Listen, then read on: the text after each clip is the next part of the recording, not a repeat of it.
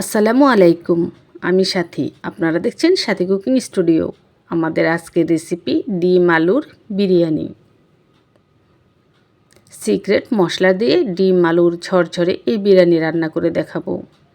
আশা করছি আজকের ডিম আলুর বিরিয়ানি রেসিপি প্রত্যেকের ভালো লাগবে। ভালো লাগলে চ্যানেল সাবস্ক্রাইব করে পাশে থাকা অল বাটন ক্লিক করে রাখবেন, তাহলে আমি যখন যে রেসিপি ছাড়বো সবার আগে আপনার কাছে পৌঁছে যাবে। আর যারা এরই মধ্যে চ্যানেল সাবস্ক্রাইব করে ফেলেছেন সকলকে অসংখ্য ধন্যবাদ। সিক্রেট একটা মশলা দিয়ে ডিম আলুর এই বিরিয়ানি রান্না করে দেখাবো। ভিডিওর প্রথম থেকে শেষ পর্যন্ত মনোযোগ সহকারে দেখে বাসায় রান্না করে দেখবেন অনেক বেশি ভালো লাগবে। বিরিয়ানি রান্না করার জন্য প্রথমে মশলা রেডি করে নিচ্ছি। নিয়ে নিচ্ছি 1 চা চামচ ভাজা জিরার গুঁড়া। তাওয়ায় ভেজে তারপর পাটায় পিষে গুঁড়ো করে নিচ্ছি সেটা। নিয়ে নিচ্ছি 1 চা চামচ ভাজা ধনিয়ার গুঁড়া। নিয়ে নিচ্ছি 1.25 চা চামচ ভাজা গোলমরিচের গুঁড়া। এগুলো কালো গোলমরিচের গুঁড়া, আপনি চাইলে সাদা গোলমরিচের গুঁড়াও নিতে পারবেন। নিয়ে নিচ্ছি 1 চা চামচের 4 ভাগের 1 ভাগ পাঁচফোড়নের গুঁড়ো। তারপর একসাথে খুব ভালো করে মিশিয়ে নিচ্ছি। মশলা রেডি। মশলা এক সাইডে রেখে দিলাম। নিয়ে নিচ্ছি হাফ কেজি আলু। আলুর খোসা ছাড়িয়ে এক একটা আলুকে 4 টুকরো করে কেটে পরিষ্কার করে ধুয়ে নিচ্ছি। আলুগুলো এক সাইডে রেখে দিলাম। এখানে দেখুন 5টি মুরগির ডিম ডুবো ডুবো পানিতে 1 চা চামচ লবণ দিয়ে সেদ্ধ করে নিচ্ছি। তারপর ডিমগুলোর খোসা ছাড়িয়ে ডিমের মধ্যে ছুরি দিয়ে একটু দাগ কেটে এক সাইডে রেখে দিচ্ছি। এবার দেখুন এই হাঁড়িতে নিয়ে নিচ্ছি আমি তেলটা খুব ভালো করে গরম করে নিচ্ছি। এবার কেটে ধুয়ে রাখা আলুগুলো দিয়ে দিছি। আলুতে দিয়ে দিছি হাফ চা চামচ লবণ, 1/4 চা চামচ হলুদের গুঁড়া, 1/4 চা চামচ মরিচের গুঁড়া।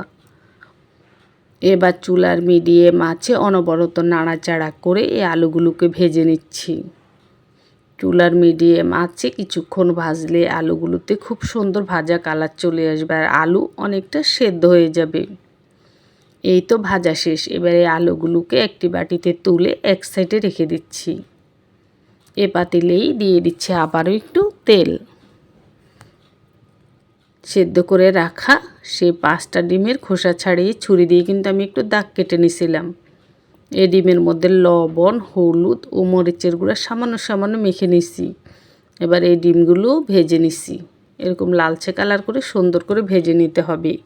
ডিমগুলো এক সাইডে রেখে দিছি। এই পাতিলে বিরিয়ানিটা রান্না করব, তাই এই পাতিলে নিয়ে নিছি হাফ কাপ সয়াবিন তেল। ছোট সাইজের 3টি তেজপাতা ছিঁড়ে নিছি। ছোট সাইজের 3 টুকরো দারুচিনি নিছি। 3টি লং, 3টি এলাচ নিছি। আর নিয়ে নিছি মেজারমেন্টে 250 গ্রামের কাপে 1 কাপ পেঁয়াজ কুচি। এবার 2 মিনিটের মতো এগুলোকে তেলের মধ্যে একটু নাড়াচাড়া করে ভেজে নিচ্ছি। এরকম সাদা সাদাই থাকবে, গোল্ডেন কালার করতে হবে না। ঘড়ি ধরে 2 মিনিট ভেজে নেবেন। দিয়ে দিছি 1 চা চামচ লবণ, 1.5 চা চামচ রসুন বাটা দিয়ে দিলাম। এবার দিয়ে দিচ্ছি 1.5 চা চামচ আদা বাটা। মশলার পরিমাপটা ঠিক রাখবেন, তাহলে খেতে অনেক ভালো লাগবে। 1 চা চামচ হলুদের গুঁড়া দিচ্ছি। 2 চা চামচ মরিচের গুঁড়া দিলাম। আমি যেভাবে রান্না করতেছি ঝালও বেশি হবে না আর মশলার পরিমাপ ঠিকঠাক হবে। আপনারা ঠিক এভাবে মশলার পরিমাপটা দিবেন। দিয়ে দিচ্ছি হাফ কাপ পানি। তারপর 2-3 মিনিটের মতো এগুলোকে একটু কষিয়ে নিচ্ছি। তেলের মধ্যে আনতে হবে না, ভাজা ভাজা করতে হবে না, 2-3 মিনিটের মতো জাল করলেই হবে। তারপর আগে থেকে ভেজে রাখা আলুগুলো দিয়ে দিচ্ছি। এবার এই তেল মশলার সাথে এই আলুগুলোকে খুব ভালো করে ভেজে নেব। তার আগে দিয়ে দিচ্ছি রেডি করে রাখা মশলা থেকে 1 চা চামচ মশলা এখানে দেওয়া শেষ। এবার চুলার মিডিয়াম আঁচে অনবরত নাড়াচাড়া করে খুব ভালো করে তেল মশলার সাথে আলু কষিয়ে নিচ্ছি। এমনভাবে কষাতে হবে যাতে করে মশলার কোনো কাঁচা গন্ধ না থাকে।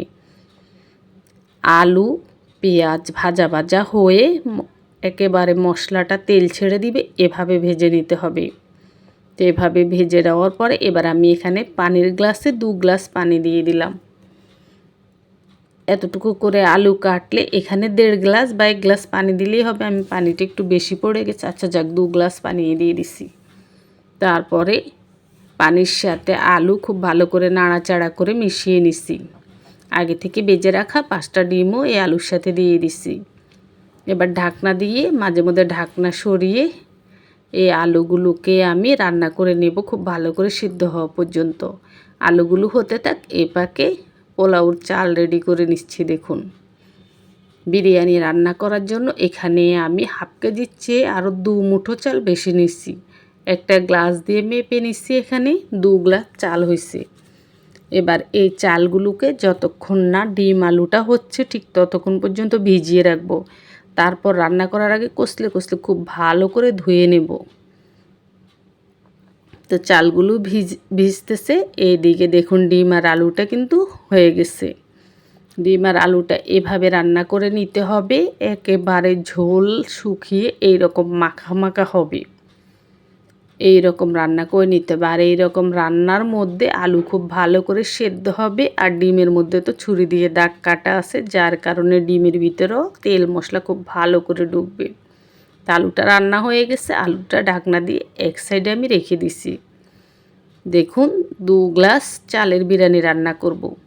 তার জন্য এখানে 4 গ্লাস পানি নিয়ে নিছি। যে গ্লাস মেপে চাল নিছি সেই গ্লাস মেপে পানি নিছি।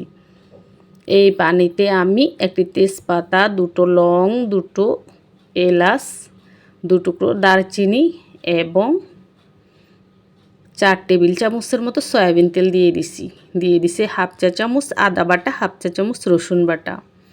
তারপরে 2 থেকে 3 মিনিটের মতো ভালো করে এভাবে জাল করে নিচ্ছি। এই পানিটা একেবারে টকবগিয়ে বলক আসার পরে 2 থেকে 3 মিনিট জাল করবেন। তারপর আগে থেকে যে চালটা দেখেছেন ভিজিয়ে রেখেছি, সেই চালটা খুব ভালো করে পরিষ্কার করে ধুয়ে নিছি। চাল এমনভাবে ধুতে হবে চালের মধ্যে যেন ঘোলা পানি না থাকে, পানি একদম স্বচ্ছ হয়ে যায়, এভাবে সুন্দর করে ধুতে হবে। তো ধুয়ে পানিটা ছেঁকে এখানে দিয়ে দিছি। তারপর নাড়াচাড়া করে মিশিয়ে ঢাকনা দিয়ে ঢেকে দিছি।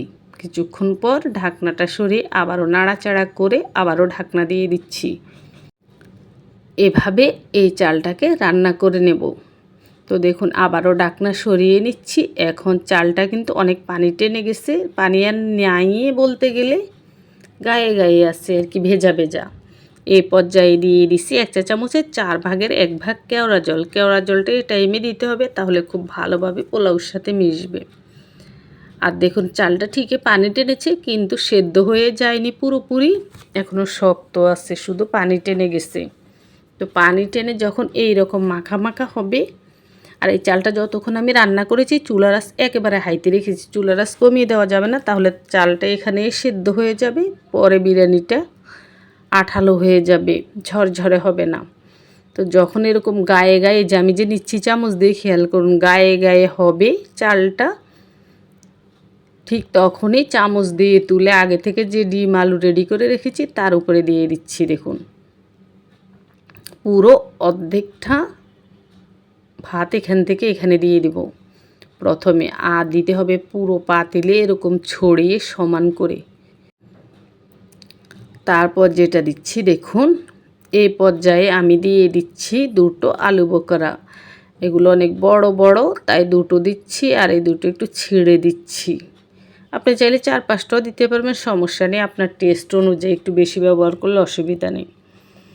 আর আগে থেকে যে মশলাটা রেডি করে রেখেছি সেখান থেকে এখানে হাফ চা চামচ এভাবে উপরে ছিটিয়ে দিলাম। এই দেখুন, তো যারা এই মশলাটা দিতে চান না তারা এখানে হাফ চা চামচ বিরিয়ানির মশলা এরকম ছিটিয়ে দিয়ে দিবেন। তো মশলা এবং আলু বাকারাটা দেওয়ার পরে বাকি পোলাওগুলো উপরে দেখুন আবারও সমান করে এভাবে বিছিয়ে দিচ্ছি। এই দেখুন, যারা আলু বাকারা দিবেন না তারা চাইলে কিছু কিশমিশ দিবেন, সমস্যা নেই, বিরিয়ানিতে কিশমিশ দিলেও স্বাদ লাগে। তারপরে আবারও আর হাফ চা চামচ মশলা উপর থেকে ছিটিয়ে দিয়ে দিচ্ছি কিছু কাঁচামরিচগুলোর নিচ থেকে একটু ভেঙে দিচ্ছি যাতে সুন্দর গ্রান হয়। এবার ঢাকনা দিয়ে ঢেকে চুলার লো আছে ঘড়ি ধরে পাক্কা 15 মিনিট রেখে দিচ্ছি। 15 মিনিট শেষ, ঢাকনাটা সরিয়ে নিচ্ছি। বাস হয়ে গেছে ডিম আলুর ঝরঝরে বিরিয়ানি। কতটা ঝরঝরে হয়েছে আপনারা দেখে তারপরে সরবেন, ভিডিওটা ছেড়ে যাবেন না। এই দেখুন, এবার যেটা করতে হবে উল্টে পাল্টে মিশিয়ে নিলেই শেষ। আপনি চাইলে উল্টে পাল্টে মিশিয়ে আরও 5 মিনিটের মতো দমে রাখতে পারেন, আর না রাখলেও এইভাবে পরিবেশন করতে পারেন, কোনো সমস্যা নেই। আচ্ছা যাক, তো দেখুন আমি উল্টে পাল্টে ডিমগুলো সরিয়ে নিছি, নিয়ে দেখুন ওই পাতিলে জায়গা হচ্ছে না, তাই বড় একটা পাতিলে ঢেলে নিচ্ছি, নিয়ে উল্টে পাল্টে মিশিয়ে নিচ্ছি। বাস এই তো দেখুন কত সুন্দর ঝরঝরে ডিম আলুর বিরিয়ানি হয়ে গেছে। এভাবে মেশানোর পরে ডিমগুলো আবার বিরিয়ানির সাথে দিয়ে দিলাম। বাস হয়ে গেল আজকের ঝরঝরে বিরিয়ানি। এবার আপনাদেরকে একটু এখানে পরিবেশন করে দেখালাম, দেখুন দেখতে কত সুন্দর হয়েছে। বন্ধুরা এই বিরিয়ানিটা দেখতে অনেক সুন্দর হয়েছে। তো আমি ভিডিওটা করতে করতে রাত হয়ে গেছে। রাতের বেলা মোবাইলের আলো আর লাইটের আলোতে আসলে অরিজিনাল যে রান্নাটা সেটার অরিজিনাল কালারটা দেখা যায় না, দেখুন ফ্যাকাশে দেখা যায়। যাই হোক আপনারা বুঝে নেবেন, বিরিয়ানিটা অনেক সুন্দর হয়েছে। সবাই বাসায় এভাবে ট্রাই করবেন, আশা করছি সবার ভালো লাগবে।